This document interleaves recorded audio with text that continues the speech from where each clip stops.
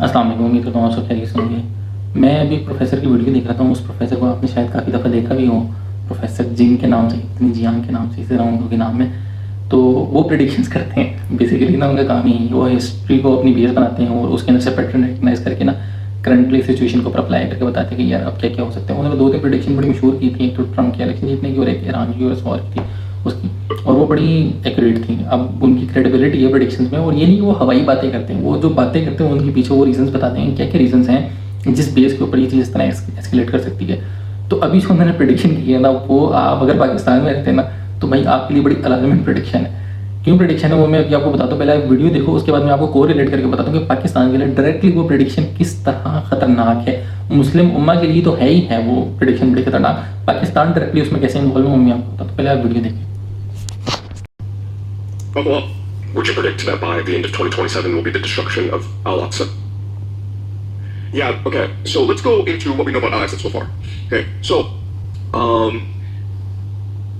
there was a Jewish rabbi who's very well known in Israel, but last June, during the 12-day war between Israel, United States, and Iran, he said basically, wow, this war would be the perfect opportunity to stage a false flag operation, where the Iranian missile is flying over Al-Aqsa Mosque, we demolish it, and we blame it on the Iranians.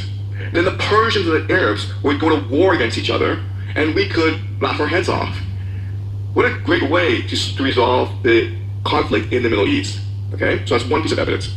Another piece of evidence is the idea of the red heifer. And so the Jews, the Messianic Jews, want to rebuild Solomon's temple, build a third temple. But to do so, you need to consecrate the ground. So you need to make a red heifer sacrifice. But according to the Bible, the red heifer has to be perfect. And so there's this guy, this farmer in Texas, who spent years and years, millions of dollars, genetically engineering perfect red heifers. Then he shipped them to Israel. And so once they have destroyed, they make the red heifer sacrifice and then build the third temple, okay? The third temple itself has already been designed and built brick by brick. There's something called the Temple Institute in Jerusalem, and they have built the third temple. And all they do is move the third temple from the current location to the Isaac Mosque location. So this can happen right away. Okay, that's another piece of evidence. Also, we know that there have been archaeological digs under the Isaac Mosque these past 2 years. So you want to control demolition, right? Well, that's what you do. You pretend it's an archaeological dig. You plant explosives under the Isaac Mosque, and then you pretend it's an Iranian missile, and then you blow up the Isaac Mosque, and then problem solved, right? It's not. We didn't do it. It was the Iranians who blew it up. Then you had Netanyahu last week say that the Iranian missile was just so close to the Isaac Mosque, and he said, "Oh, you know, it was so close, and there's a great danger that the Iranians will blow up all these holy sites, the Church of Holy Sepulchre, the Western Wall, the Isaac Mosque. The Iranians are that crazy, so watch out. It could happen."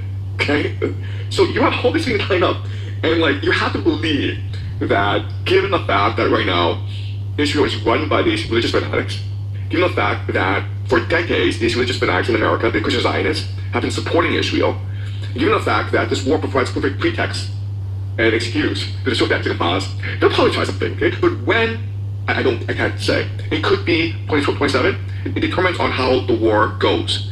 And also, like, the thing about these religious people is they believe in astrology, they believe in numerology, okay? So if they were to do this, there has to be a ritual, and there has to be a astrological alignment, right? So they have to plan it out, but like, I don't have access to this information, so I can't tell you, but they probably have to plan it out, and they'll probably enact a ritual involving a false flag in order to destroy the Isaac Mosque. That's my guess. अच्छा, video आपने देख लिया। अब मैं आपको बताता हूँ correlate करके कि पाकिस्तान इसमें डायरेक्टली किस तरह इन्वॉल्व है। उसने आपको ये तो बताया है कि किस तरह इजरायली रेड फ्लैग करेंगे और फॉल्स ऑपरेशन करवाएंगे, मिसाइल हिट करेंगे अलेक्सा के ऊपर और कहेंगे कि यार ये ईरानी ने मारा है, हमने तो नहीं मारा, और वो जब डिमोलिश हो जाएगी वो अपना टेम्पल भी क्रिएट कर लेंगे। लेकिन उसको डिस्ट्रैक्ट किस तरह करेंगे कि यार ये तो ईरानियों ने आपकी होली साइट तबाह कर दी है, होली साइट को डिमोलिश कर दी है। अब जब वो ये वाला जिसे कहते हैं ना रिलीजियस टच देंगे, तो फिर जाहिर सी बात है गल्फ कंट्रीज़ पहले तभी पड़ी हैं उनके ऊपर, सऊदी अरब हो गया और जितने भी उनके साथ के लगते हैं जिनसे उनकी पहले लगी पड़ी है, तो वो तो फिर डायरेक्टली वॉर के अंदर इंटरफेयर कर देंगे कि यार अब तो हम कन्फ्रंटेट करते हैं। अब मसला सिर्फ ये नहीं है कि वो वॉर के अंदर एंटर करेंगे। वो अगर वॉर में एंटर करते हैं ना तो भाईजान मसला पिछले साल यही खड़ा हुआ था कि पाकिस्तान ने डायरेक्टली सऊदी अरब से पैक्ट किया था कि आपसे जो जंग करेगा वो हमारे से जंग करेगा। अगर तो डायरेक्टली सऊदी अरब ईरान के साथ कन्फ्रंटेड करके उसके ऊपर अटैक करता है तो पाकिस्तान को किसी ना किसी तरह भी उसका साथ देना पड़ेगा और ईरान के ऊपर हमला करना पड़ेगा। और मैं और आप समझ ले एक यहूदी के अंदर कोई फ़र्क नहीं रह जाएगा, सिर्फ और सिर्फ उनके आप समझ लें कि मज़हब में फ़र्क है, हमारा दीन सेम हो जाएगा क्योंकि उसी सिस्टम के हिसाब से हम काम कर रहे होंगे। तो इस तरह ये बहुत ज़्यादा अलार्मिंग सिचुएशन है और जिस तरह वो प्रेडिक्ट कर रहे हैं कि वॉर एस्केलेट होती नज़र आ रही है। और आप ऐसे जितना भी अपना दिमाग लड़ाए ना, इस जंग में से आपको कहीं से भी कोई भी रिट्रीट करता हुआ नजर नहीं आ रहा। दोनों अपनी ईगो लेके बैठे हुए, एक के पास रीज़न है, दूसरा बस अपनी हिस्ट्री की जो उनकी एक समझ लें नाम बनाया हुआ उसने कि जी द ग्रेट पावर, उसको बचाने के चक्कर में। तो इस तरह तो काम ख़राब होगा और पाकिस्तान के लिए डायरेक्टली इस वजह से ख़राब होगा कि जब हम इस तरह डायरेक्ट वॉर के अंदर इंटरफेयर करेंगे तो फिर वॉर के कुछ कॉन्सिक्वेंसेस होते हैं और वो कॉन्सिक्वेंसेस बेयर करने के लायक हम है नहीं। हमारी इकॉनमी पहले कोलैप्स की पड़ी है। हमारे अंदर पाकिस्तान के अंदर ऑलरेडी 50% पाकिस्तान के अंदर सिविल वॉर चल रही है। हमारे पास ना कोई किसी किस्म का लॉ है, ना हमारी यहाँ पे कोई ऑर्गेनाइजेशन से इतना काम करती है, तो हम बिल्कुल भी ऑर्गेनाइज नहीं है। ईरान इतना ज़्यादा सस्टेन इसलिए करके वो ऑर्गेनाइज्ड बहुत ज़्यादा था, वो इस चीज़ के लिए प्रिपेयर कर रहा था। हम कद्दू प्रिपेयर नहीं कर रहे, हमें सिर्फ अपनी अपनी पड़ी हुई है। और अगर वॉर लगती है जो हमारे साथ होना है ना, वो हिस्ट्री में कभी किसी के साथ नहीं हुआ क्योंकि हमसे बड़ी मुनाफिक कौम इस रोए अरज़ पे पहले कभी नहीं गुजरी। तो अब जब हमारा जो हशर होगा ना, अल्लाह ही बेहतर जानता है जो हमारे साथ क्या होने वाला है। तो दुआ ही कर सकते हैं क्योंकि चीज़ तो इनएविटेबली लग रही है, होना तो एट लास्ट है। इतना जल्दी होगा ये किसी ने सोचा नहीं था, लेकिन हो सकता है। तो भाई दुआएं करें, अल्लाह खैर करे, अपने आप को प्रिपेयर करें और किसी को करें ना करें, अपने आप को मेंटली प्रिपेयर करें, अपने आप को फिजिकली प्रिपेयर करें।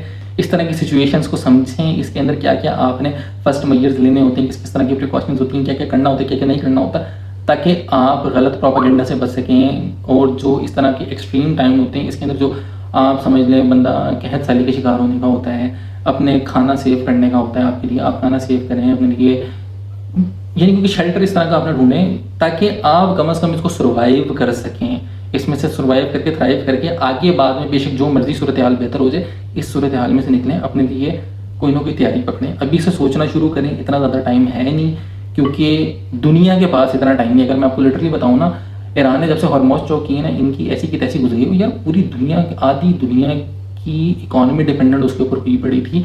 जितना अच्छा तेल वो देते थे वो दुनिया में से कहीं से नहीं आपको मिलता था और जितनी इजीली वो अवेलेबल होता था, तो उन्होंने चोक करके रख दिया है। अब वो सांस नहीं लेने दे रहे आपको तेल के बगैर ना, तो भाई बहुत मुश्किल हो जाएगा। तेल खत्म हो गया, आप समझ लिया आपकी हर चीज़ कोलैप्स कर जाएगी, आपकी इलेक्ट्रिसिटी, आपका इंटरनेट, आप बिल्कुल स्टोन एज में चले जाएंगे। ईरान खुद तो जाएगा आपको साथ लेके जाएगा। तो भाई तैयारी करें, दुआ भी करें और अपने ख़ास तौर पर रिलीजन को समझें कि उसने इस टाइम के बारे में क्या कहा। उसके बारे में मैं वीडियो बनाऊंगा काउंटर के, उसको ज़रा हम कंपैरिजन करेंगे कि इस टाइम जो सिचुएशन चल रही है उसके अंदर और जो रिलीजन ने हमें बताया ये किस तरह बिल्कुल दोनों आपस में मैच कर रही हूँ और हमें क्या करना चाहिए इस सिचुएशन के अंदर।